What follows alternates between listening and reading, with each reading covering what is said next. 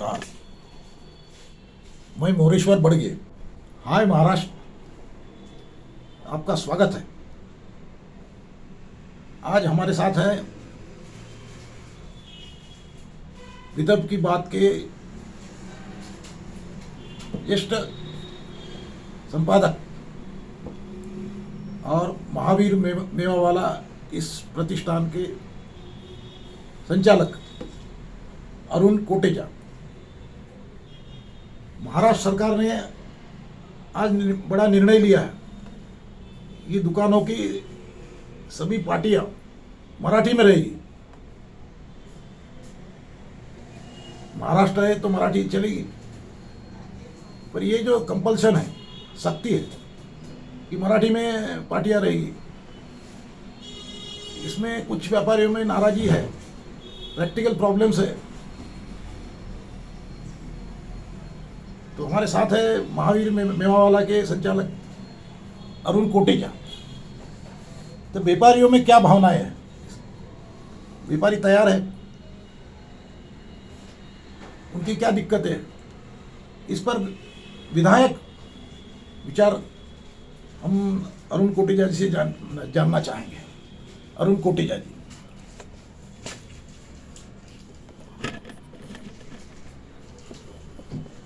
नमस्कार। हाय महाराष्ट्र में आप सभी का स्वागत है।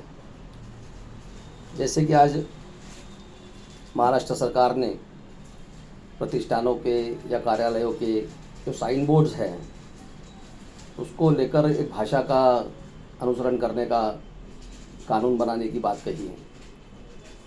अब पूरे राज्य भर में जो साइन बोर्ड्स होंगे, दुकानों के बाहर जो बोर्ड्स होंगे, वो मराठी भाषा में ही दिखने चाहिए। सभी को अब मराठी भाषा का ही अनुवाद साइन बोर्ड्स पर करना होगा।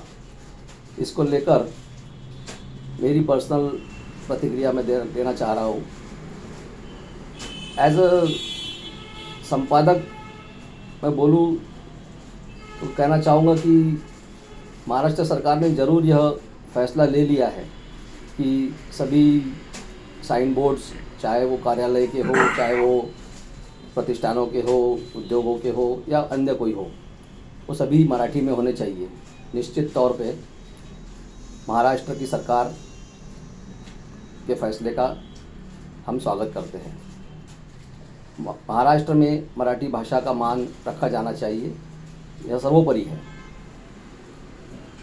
लेकिन दुविधा यह भी है कि कई प्रतिष्ठानों पे बोर्ड्स, साइन बोर्ड्स आज लगे हुए हैं। आज एक छोटा साइन बोर्ड फ्लेक्स का बनाने जाओ तो 500 रुपये का भी बनता है, और अगर अपन एलईडी स्टाइल में बोर्ड लगाना चाहो तो वो लाख रुपए का भी बनता है। उसकी कोई सीमा नहीं है।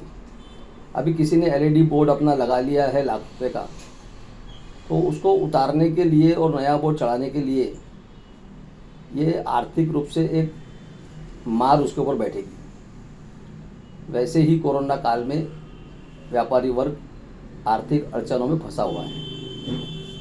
तो ठीक है, साइन बोर्ड्स मराठी में रहे, हिंदी में रहे, इससे सरकार को कोई दिक्कत नहीं होनी चाहिए।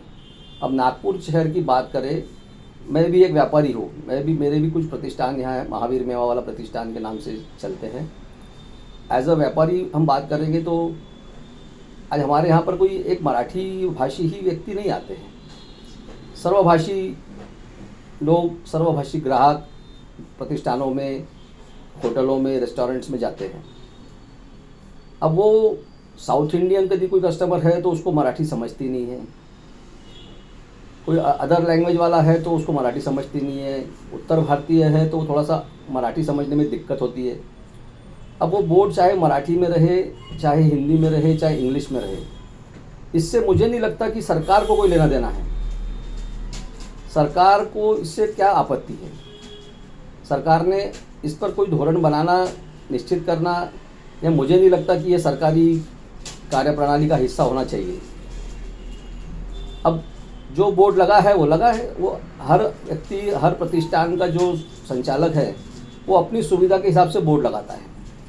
अब हम बोलेंगे कि किसी डॉक्टर का क्लिनिक है तो डॉक्टर का क्लिनिक हम सदैव देखेंगे कि वो इंग्लिश में रहता है। सारे गवर्नमेंट ऑफिसेज जो है वो मराठी में रहेंगे, निश्चित तौर पे मराठी का यहाँ सम्मान होता ही है। रहेगी बात प्रतिष्ठानों की, तो यहाँ पे एक सर्वसमावेशक नीति अपनाई जानी चाहिए, जो कि एक हिंदी में भी बोर्ड लगा हो तो उससे दिक्कत नहीं होनी चाहिए।